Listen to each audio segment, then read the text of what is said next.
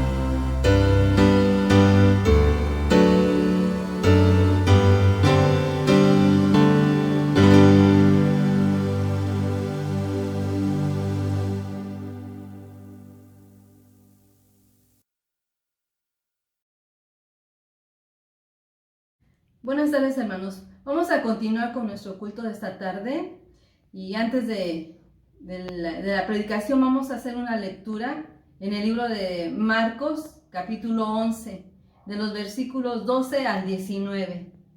Dice así la palabra de Dios. Al día siguiente, cuando salieron de Betania, tuvo hambre y viendo de lejos una higuera que tenía hojas, fue a ver si tal vez hallaba en ella algo. Pero cuando llegó a ella, nada halló sino hojas, pues no era tiempo de higos. Entonces Jesús dijo a la higuera: Nunca jamás coma nadie fruto de ti. Y lo oyeron sus discípulos. Vinieron pues a Jerusalén, y entrando Jesús en el templo, comenzó a echar fuera a los que vendían y compraban en el templo, y volcó las mesas de los cambistas y las sillas de los que vendían palomas. Y no consentía que nadie atravesase el templo llevando utensilio alguno. Y les enseñaba diciendo: ¿No está escrito: mi casa será llamada casa de oración para todas las naciones? Mas vosotros la habéis hecho cueva de ladrones. Y lo oyeron los escribas y los principales sacerdotes, y buscaban cómo matarle, porque le tenían miedo, por cuanto todo el pueblo estaba admirado de su doctrina. Pero al llegar la noche, Jesús salió de la ciudad. Amén. Hola hermanos, en este lunes 6 de abril, que es ya propiamente el inicio de los cultos de la Semana Santa, hablaremos de cómo el Señor manifiesta la justicia de Dios a propósito del episodio en que llega al templo y lleva a cabo un acto extremo de purificación y de protesta por lo que allí acontecía. Los gestos simbólicos y proféticos de Jesús lo conectaron con la gran tradición profética del antiguo Israel. Las palabras que dirige a la higuera, esa higuera que no daba fruto, pueden ser leídas en la clave del reproche que Dios dirigió a su pueblo. Nunca más nadie esperará fruto de ti, dice el versículo 14 de Marcos 11. Por su ineficacia testimonial, tal vez, o como una manifestación de su capacidad de fe para actuar.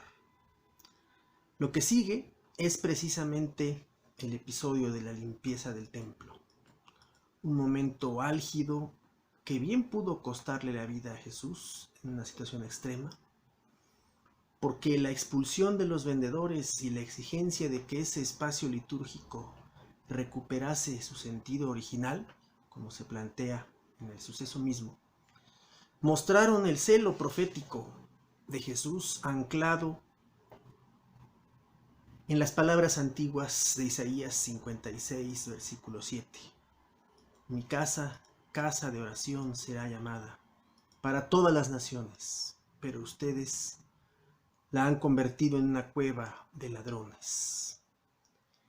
Esas palabras impactaron rotundamente a sus adversarios, pero también los convenció de actuar de manera directa contra su vida, como dice el versículo 18. Los unificó, los convenció, les aseguró que lo que Jesús hacía era radical y profundamente subversivo en contra del sistema y del ambiente que se vivía. La veracidad y la eficacia de su mensaje alcanzaron niveles notables, tan notables que los propios dirigentes experimentaron la necesidad de frenarlo y de detenerlo incluso de manera violenta. La acusación de haber convertido el templo en una cueva de ladrones fue una acusación profunda que llegó hasta la raíz del sistema oficial de creencias y lo sacudió rotundamente. Con esta acción, Jesús cimbró las estructuras institucionales de la religiosidad oficial del templo y puso definitivamente en su contra a todo ese aparato religioso y político con el que había roto ya inevitablemente y que lo llevaría a una muerte violenta e injusta. Jesús no permaneció en la ciudad ese día y pernoctó fuera de ella, para volver al día siguiente a continuar el ataque frontal y la denuncia de los diversos aspectos de la práctica religiosa, viciada, que ocultaba la realidad profunda y que aparentaba también una estabilidad que perjudicaba de hecho a las personas más desfavorecidas y poco informadas de las exigencias de la alianza de Dios con su pueblo.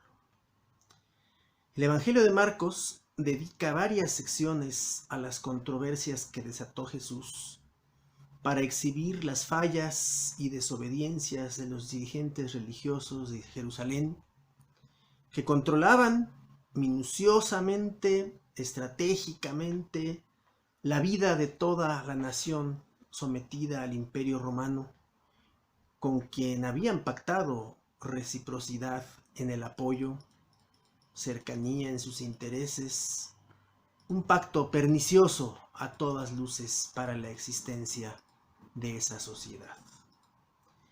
A la manera de los profetas, subraya Carlos Bravo Gallardo, Jesús, mediante esas acciones simbólicas, estaba criticando duramente a ese centro social, político, cultural y religioso, y al mismo tiempo corregía las expectativas mesiánicas equivocadas. El pueblo esperaba a alguien distinto, a alguien quizá más agresivo también, pero cuya participación hubiera sido verdaderamente terrible para el pueblo como tal.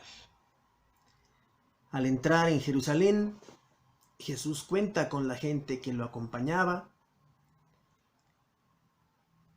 y esa entrada y esa acción que lleva a cabo en el templo mismo, pues va a ser el ataque frontal hacia los responsables de la ortodoxia del culto y la ley de la pureza. Jesús estaba llevando a cabo un acto de autoridad profunda, y el pueblo nuevamente veía con admiración, con agrado, con esperanza todo lo que sucedía. Pero en el fondo, el propio Jesús estaba ya labrando ese destino inevitable que lo esperaba. Llegaba a estar en el propio terreno de sus adversarios, que ahora no están tardando en preparar la manera en que van a terminar con él, porque tal como subraya el texto, la gente lo escuchaba más que a ellos, y ellos tenían temor de lo que la gente creía y de lo que la gente pensaba. De modo que el Señor manifiesta la justicia de Dios con acciones directas, con acciones que van al corazón de los problemas y que vienen a señalar precisamente sus gestos, sus actitudes proféticas, lo que Dios quería que aconteciera en medio de su pueblo. Sigamos pues en esa ruta, en ese acompañamiento de este Jesús que en el Evangelio de Marcos representa a alguien que no solamente se entrega como víctima, sino que verdaderamente fue capaz de desenmascarar a todo el sistema. Que Dios nos bendiga a todos, hermanos.